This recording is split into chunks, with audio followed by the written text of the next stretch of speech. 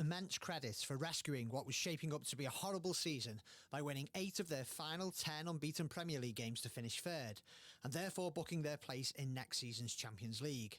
But while the squad is now enjoying some well-deserved time off before the summer's big international tournaments kick off, for Jurgen Klopp, Michael Edwards and the club's recruitment team, the hard work does not stop.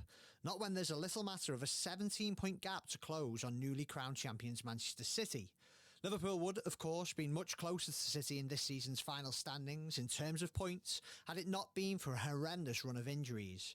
The good news is that Jordan Henderson is back and the captain is expected to be joined in pre-season by Virgil van Dijk, Joel Matip and Joe Gomez. The returning centre-backs were recently referred to by Klopp as his first transfers of the summer, understandably so too.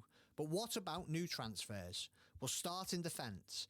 It will be a case of famine to feast when Van Dijk, Matip and Gomez return, but it's clear that Klopp does not want to be left in a similar situation to the season just gone, when he was forced to field 20 different centre-back partnerships due to injuries. That explains why the club is now in talks to sign RB Leipzig defender Ibrahima Konate for £40 million. What that means for Nat Phillips and Reece Williams, the rookie partnership who have done themselves and the club proud, remains to be seen, but it now appears the Reds will not be making Ozan Kabak's loan from Schalke into a permanent £18 million deal.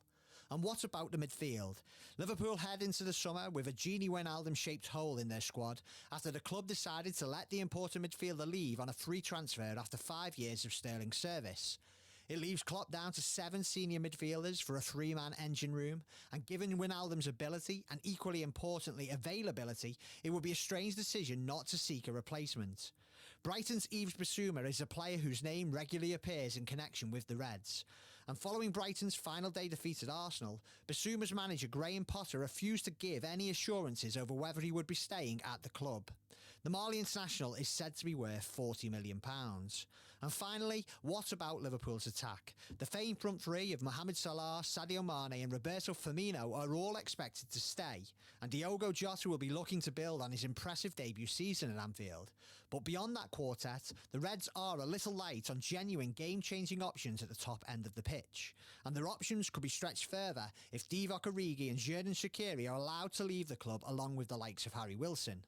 Liverpool have been heavily linked with Erling Haaland and Kylian Mbappe, but the club rarely makes such high-profile signings. Instead, like last summer, maybe their new forward could arrive in the same way that Jota did, completely unexpected and all the better for it.